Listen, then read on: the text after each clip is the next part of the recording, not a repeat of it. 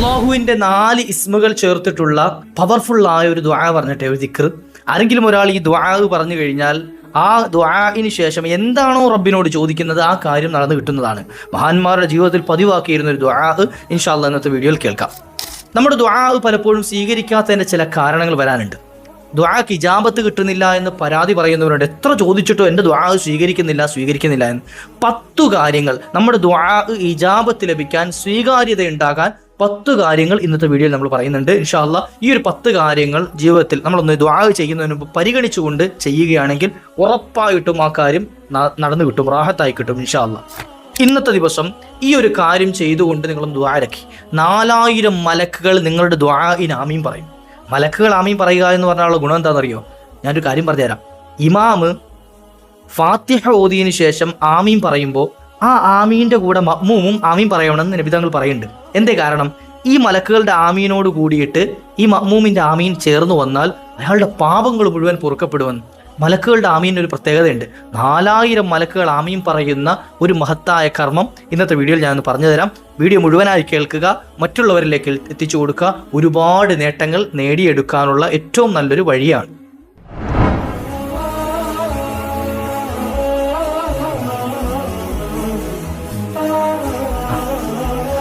അസ്സലാമു അലൈക്കും വറഹ്മത്തുള്ളാഹി വബറകാതുഹു. ബിസ്മില്ലാഹി വൽഹംദുലില്ലാഹ്. എല്ലാവർക്കും റാഹത്തല്ലേ, സന്തോഷമല്ലേ? എൻ്റെ ഈ ശബ്ദം ശ്രവിക്കുന്ന പ്രിയപ്പെട്ട ഉമ്മമാർ, ഉപ്പമാർ, സഹോദരങ്ങൾ, സഹോദരിമാർ, അള്ളാഹു എല്ലാവർക്കും റാഹത്ത് നൽകട്ടെ, സന്തോഷം നൽകട്ടെ. ഒരുപാട് ആളുകൾ വിളിച്ച് പല വിഷമങ്ങളും സങ്കടങ്ങളും ഒക്കെ പറയാറുണ്ട്. പല ആളുകളും വിളിച്ച് പ്രശ്നപരിഹാരങ്ങൾ ചോദിക്കാറുണ്ട്. നമുക്ക് ചെയ്യാൻ കഴിയുന്ന പറ്റുന്നൊക്കെ ചെയ്തു കൊടുക്കാറുണ്ട്. അള്ളാഹു എല്ലാവർക്കും ആ ചെയ്തു കൊടുത്തതിനൊക്കെ ഫലം നൽകുമാറാകട്ടെ. പലരും വിളിച്ചിട്ട് സന്തോഷം അറിയിക്കാറുണ്ട്, സാർ കാര്യം നടന്നു കിട്ടിയിട്ടുണ്ട്, നിങ്ങൾ ദുആ ഇറക്കണേ എന്ന് പറഞ്ഞിട്ട്. മക്കളുടെ ജോലിക്കാര്യം പറഞ്ഞവർ, വിവാഹ കാര്യം പറഞ്ഞവർ, അതുപോലെ തന്നെ ഭർത്താവിൻ്റെ വിഷയം പറഞ്ഞവർ, ഭാര്യ ഭർത്താക്കന്മാർക്കിടയിലുള്ള പ്രശ്നങ്ങൾ പറഞ്ഞവർ, അതുപോലെ കടബാധ്യത പറഞ്ഞവർ, ഒരുപാട് ആളുകൾ അത്തരത്തിലുള്ള ആളുകളാണ്. കടങ്ങൾ പേറിയിട്ട് എന്ത് ചെയ്യണമെന്ന് അറിയാതെ. അപ്പോൾ കഴിഞ്ഞ 2 ദിവസം മുമ്പ് ഒരു സഹോദരൻ വിളിച്ചിട്ട് അദ്ദേഹത്തിൻ്റെ ഒരുപാട് വലിയൊരു ഭാരിച്ച തുക കടം വീട്ടാനുള്ളൊരു വഴി ഞാൻ മുമ്പ് ഒരു ചെറിയ സൂറത്ത് പറഞ്ഞു കൊടുത്തിരുന്നു. അൽഹംദുലില്ലാഹ് അത് നിത്യമായി അദ്ദേഹം പാരായണം ചെയ്തതിൻ്റെ ഫലമായിട്ട് അൽഹംദുലില്ലാഹ് അദ്ദേഹത്തിന് അതിനുള്ള വഴി തുറന്ന് കിട്ടിയത് വിളിച്ച് സന്തോഷം അറിയിച്ചത്. ഇതൊക്കെ കേൾക്കുമ്പോൾ വലിയ റാഹത്താണ്, വലിയ സന്തോഷം. കാരണം എന്താ?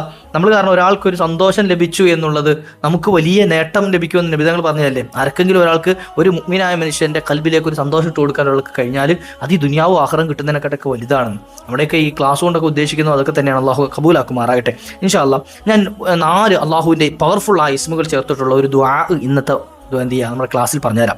4 അള്ളാഹുവിൻ്റെ ഇസ്മുകൾ. മഹാന്മാരായ നമ്മുടെ മുൻഗാമികളായ ഉസ്താദുമാരൊക്കെ അവരുടെ ജീവിതത്തിൽ ചെയ്തിരുന്ന വലിയ മഹത്വമുള്ള ഒരു ദുആയാണ്. ഈ ഒരു ദുആ നമ്മുടെ നിസ്കാരങ്ങൾക്ക് ശേഷം, അല്ലെങ്കിൽ നമ്മൾ സാധാരണ റബ്ബിനോട് ദുആ ഇറക്കുന്ന സമയത്തൊക്കെ എന്ത് ചെയ്യുക, നമുക്ക് ദുആ ചെയ്യാൻ പറ്റിയ ഒരു ദുആയാണ്. അത് ചെയ്യുന്ന ഒരാൾക്ക് ഈമാൻ ഇല്ലാതെ ഈ ലോകത്തുനിന്ന് പോകേണ്ടി വരില്ല. നമ്മുടെ ഈമാൻ ഉറച്ചു കിട്ടാൻ, നമ്മുടെ ഈമാൻ വിശ്വാസം ഉറച്ചു കിട്ടാൻ, അതുപോലെ തന്നെ നമ്മുടെ ആരോഗ്യനിലയൊക്കെ മെച്ചപ്പെടാൻ, റാഹത്ത് ലഭിക്കാൻ, നമ്മൾ ജീവിക്കുന്ന കാലം മറ്റുള്ളവൻ്റെ ആശ്രയത്തിൽ പെടാതെ, അതായത് നമ്മുടെ ആവശ്യങ്ങൾക്ക് മറ്റൊരാൾ ചെയ്തു തരേണ്ട അവസ്ഥ വരിക, അതൊക്കെ എന്ത് ചെയ്യുക, വലിയ പ്രയാസമാണ്. കാരണം നമ്മളെ നോക്കിയിട്ട് നമ്മുടെ ആരോഗ്യസ്ഥിതി മോശമായിട്ട് മറ്റുള്ളവർ നമ്മെ നോക്കി ഇടങ്ങേറാവുന്നൊരവസ്ഥ അത് ഉണ്ടാകാൻ പാടില്ല. അല്ലാഹു സുബ്ഹാനഹു വ തആല ആരോഗ്യം നിലനിർത്തി തരുമാറാകട്ടെ ഇൻഷാ അല്ലാഹ്. അപ്പോൾ നമ്മുടെ ആരോഗ്യം നിലനിർത്താനും ഈമാൻ ഉറച്ചു കിട്ടാനും ഒക്കെ കാരണമായി തീരുന്ന പവർഫുള്ളായ ഒരു ദുആയാണ്. അല്ലാഹു നമ്മുടെ ജീവിതത്തിൽ പതിവാക്കാനുള്ള ഭാഗ്യം നൽകുമാറാകട്ടെ. ഏതാണ് ദുആ എന്ന് ചൊല്ലിത്തരാം ഇൻഷാ അല്ലാഹ്. اللهم أنت المجيد وأنت الودود وأنت المجيب وأنت اللطيف اللهم ارحمنا واهدنا وعافنا. എന്താണ് ദുആ?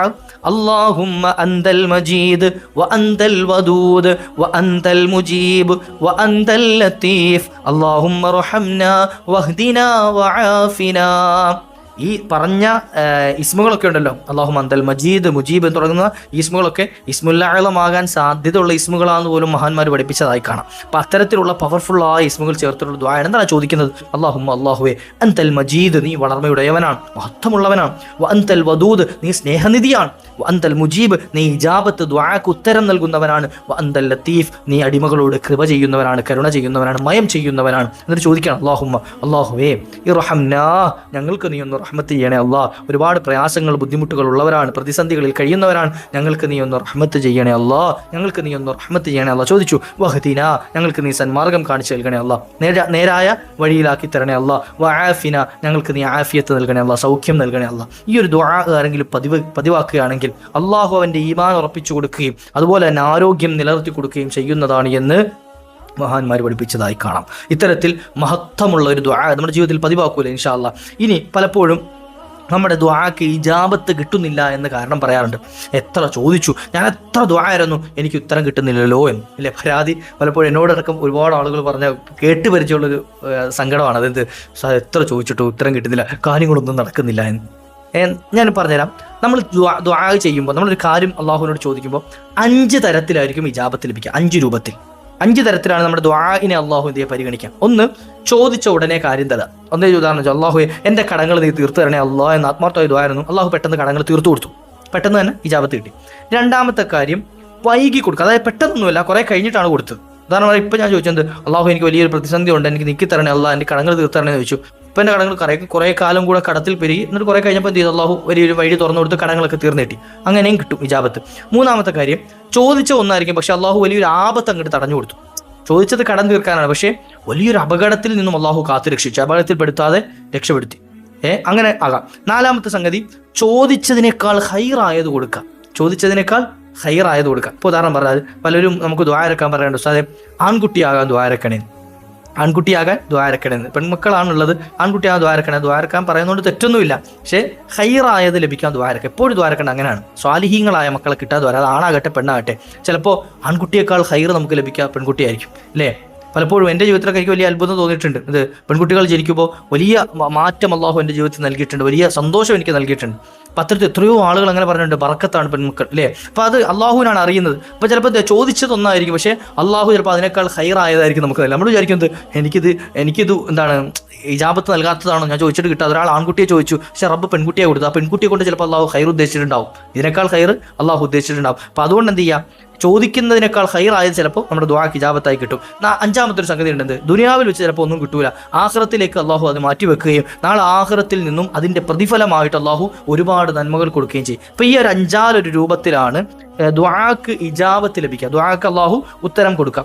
ഇനി ദുആക്ക് ഇജാബത്ത് കിട്ടാനുള്ള ചില വഴികളും കൂടെ പറഞ്ഞുതരാം ഇൻഷാ അല്ലാഹ്. അതിന് മുമ്പ് ഞാൻ നേരത്തെ സൂചിപ്പിച്ചു, 4000 മലക്കുകൾ ആമീൻ പറയുന്ന ഒരു ഭാഗ്യവാനെ സംബന്ധിച്ച് നബി സല്ലല്ലാഹു അലൈഹി വസല്ലം തങ്ങളുടെ ഹദീസിൽ കാണാം, നബികൾ പറയാറില്ല, മൻ ഖറഅൽ ഖുർആൻ, ആരെങ്കിലും ഒരാൾ ഖുർആൻ പാരായണം ചെയ്തു, ഖുർആൻ പാരായണം ചെയ്തതിന് ശേഷം അവൻ ദുആ ചെയ്തു, എന്നാൽ ആ ദുആഇനോടൊപ്പം തന്നെ ആമീൻ പറയുന്നത് 4000 മലക്കുകളുടെ കൂട്ടത്തിൽ നിന്നും 4000 മലക്കുകൾ എന്ത് ചെയ്യും, ആ മനുഷ്യന് ആ ദുആഇനി ആമീൻ പറയുന്നതാണ്. ഇതിന് വലിയ വിശദീകരണം പറയുന്നുണ്ട്.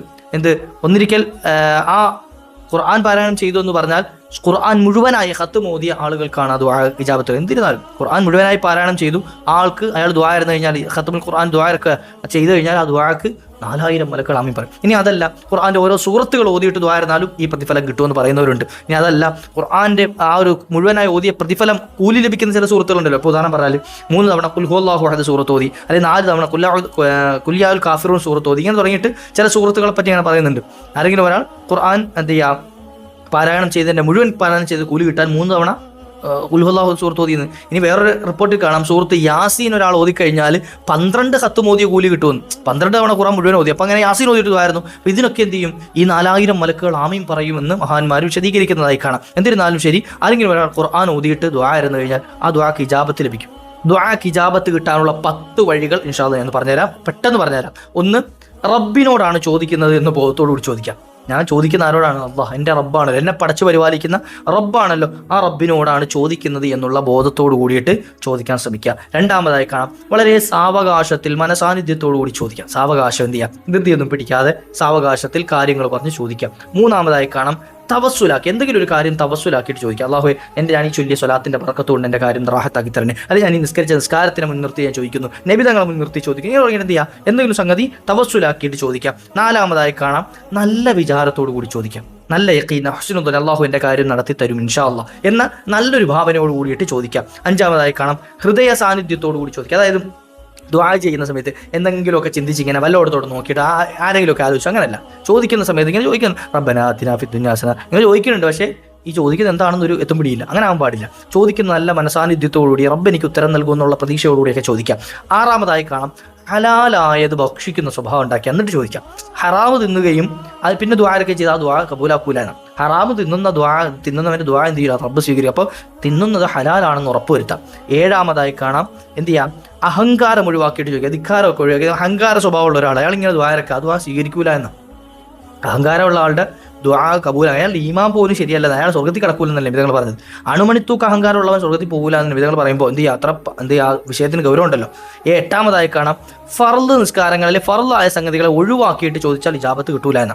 ഫർള് നിസ്കാരം ഒരാൾ ഫർള് നിസ്കരിക്കുന്നത് ചിലപ്പോൾ പലപ്പോഴും എനിക്ക് വരുന്നൊരു വിഷയം, അതായത് ഞാൻ ചോദിക്കുന്ന വിഷയത്തിൽ പല ആളുകളും പ്രശ്നങ്ങൾ ഇങ്ങനെ പറയും, ദുരിതങ്ങൾ പറയും, നമ്മൾ പ്രശ്നപരിഹാരങ്ങൾ പറഞ്ഞു കൊടുക്കും, എന്നിട്ട് പിന്നീട് പക്ഷേ കാര്യങ്ങൾ നടന്നില്ല എന്ന് പറയും. ഞാൻ അവരോട് ചോദിക്കുന്നൊരു ചോദ്യമുണ്ട്, നിങ്ങൾ നിസ്കാരങ്ങളൊക്കെ കൃത്യമുള്ള ആളാണോ? ചിലപ്പം പല ആളുകളും പറഞ്ഞ മറുപടി എന്താ അറിയോ, പക്ഷേ പലപ്പോഴും എന്ത് ചെയ്യുക, നിസ്കാരം കഥായി പോകാറുണ്ടെന്നാണ്. എന്ത് ചെയ്യുക, ജോലി തിരക്കിൻ്റെ കാര്യം അങ്ങനെയുള്ള ആളുകൾ ദ്വാരം നിട്ട് എന്ത് കാര്യം? നമ്മൾ ഫർളായ സംഗതികൾ കൃത്യമായി ചെയ്യാതെ എന്ത് കാര്യം ചോദിച്ചാലും റബ്ബ് പരിഗണിക്കൂല്ലല്ലോ. അപ്പം അതുകൊണ്ട് തന്നെ പ്രയാസങ്ങളും ദുരിതങ്ങളും ഒക്കെ ഉള്ള ആളുകൾ പരിഹരിച്ച് കിട്ടണമെന്ന് എന്തെങ്കിലുമൊക്കെ പ്രശ്നപരിഹാരങ്ങൾ ചെയ്യുന്നുണ്ടെങ്കിൽ അതിൻ്റെ കൂട്ടത്തിൽ ഫർളായ സംഗതികൾ കൃത്യമായി ചെയ്തിട്ട് വേണം അത് ചെയ്യാൻ, എങ്കിലേ അതിന് ഫലം കിട്ടുകയുള്ളൂ. അല്ലാതെ എന്ത് ചെയ്തെന്ന് പറഞ്ഞാലും ശരി അതിന് ഫലം ഉണ്ടാവില്ല. അള്ളാഹു കാത്തുരക്ഷിക്കുമാറാകട്ടെ. ഒമ്പതാമതായി കാണാം, എന്തെങ്കിലും ചോദിക്കുമ്പോൾ റബ്ബിനോട് പറയുമ്പോൾ വ്യക്തമായി തന്നെ പറയാം, എൻ്റെ ഇന്ന കാര്യം നടത്തി തരണേ അല്ല അങ്ങനെ പറയണം. മറിച്ച് എന്ത് ചെയ്യാം, അള്ളാഹുവെ എനിക്ക് എന്ത് ചെയ്യുക, എൻ്റെ അടുത്തൊരു ജോലി പറഞ്ഞിട്ടുണ്ട്, ആ ഒരു ജോലി എന്ത് ചെയ്യണം, നീ എനിക്ക് റാഹത്താക്കി തരണം, അല്ലെ എനിക്ക് എൻ്റെ ഭാര്യ ഗർഭിണിയാണ്, അവളുടെ പ്രസവം റാഹത്താക്കി തരണം, ഇങ്ങനെ തുടങ്ങിയിട്ട് എന്താണോ പറയേണ്ടത് വ്യക്തമായി റബ്ബിനോട് കൃത്യമായി. അല്ലാതെ പറഞ്ഞാലും അള്ളാഹുവിന് അറിയാത്തത് കൊണ്ടല്ല, പക്ഷേ നമ്മൾ ചോദിക്കുമ്പോൾ എന്ത് ചെയ്യുക, വ്യക്തമായി പറഞ്ഞ് റബ്ബിന് അതൊക്കെ ഇഷ്ടമാണ്, അള്ളാഹുവിന് ഹുബ്ബാണ് അതൊക്കെ, അതുകൊണ്ട് എന്ത് അങ്ങനെ ചോദിക്കാം. പത്താമതായി കാണാം, നമ്മൾ ഇജാബത്തിൻ്റെ സമയങ്ങൾ നോക്കിയിട്ട് ചോദിക്കാം. അതായത് ചില ഫർള് നിസ്കാരങ്ങൾക്ക് ശേഷം ദുആക്ക് ഇജാബത്തുണ്ട് ഇല്ലേ, അസറിന് ശേഷമുള്ളൊരു സമയം, മഗ്‌രിബിന് തൊട്ട് മുമ്പുള്ള സമയം ഇജാബത്തുള്ള സമയമെന്ന് പറഞ്ഞിട്ടുണ്ട്, ഇല്ല തഹജ്ജുദിൻ്റെ സമയത്ത് ഇജാബത്തുണ്ട്. അപ്പോൾ ഇങ്ങനെ തുടങ്ങിയിട്ട് വ്യത്യസ്തങ്ങളായ സമയങ്ങൾ, ഇജാബത്തിൻ്റെ സമയങ്ങൾ പറയുന്നുണ്ട്. അപ്പോൾ ആ സമയത്തൊക്കെ ചോദിക്കാൻ ശ്രമിക്കുക. അങ്ങനെ ഇജാബത്തിന് കാരണമാകുന്ന സംഗതികൾ ചെയ്തുകൊണ്ട് നമ്മൾ ദുആ ചെയ്തു കഴിഞ്ഞാൽ ഉറപ്പായി നമ്മുടെ ദുആ കബൂലാക്കും. അള്ളാഹു സ്വീകരിക്കട്ടെ ഇൻഷാ അല്ലാഹ്. ഈ പറഞ്ഞൊക്കെ നിങ്ങൾക്ക് ഉപകാരപ്പെട്ട് കാണുമെന്ന് കരുതുന്നു. അള്ളാഹു നമ്മുടെയും നിങ്ങളുടെയൊക്കെ ജീവിതത്തിൽ വലിയ റാഹത്തും സന്തോഷം നൽകട്ടെ. പ്രശ്നപരിഹാരം തേടിയവർക്കൊക്കെ അള്ളാഹു വലിയ സന്തോഷം നൽകുമാറാകട്ടെ, പരിഹാരം നൽകി അനുഗ്രഹിക്കുമാറാകട്ടെ. നമ്മുടെ ചാനൽ ഇതുവരെ സബ്സ്ക്രൈബ് ചെയ്ത് വെച്ചിട്ടില്ല എങ്കിൽ എന്ത് ചെയ്യുക, ഒന്ന് ചെയ്തു വെക്കുക. കാരണം അത് ഫർള് അയിനായതുകൊണ്ടൊന്നും അല്ല, മറിച്ച് നമ്മൾ അപ്ലോഡ് ചെയ്യുന്ന ഇതുപോലത്തെ വീഡിയോസൊക്കെ നിങ്ങളിലേക്ക് എത്തിച്ചേരാനൊക്കെ അത് ഉപകരിക്കും ഇൻഷാ അല്ലാഹ്. അതുപോലെ മറ്റുള്ളവരിലേക്കൊക്കെ എത്തിച്ചു കൊടുക്കുക.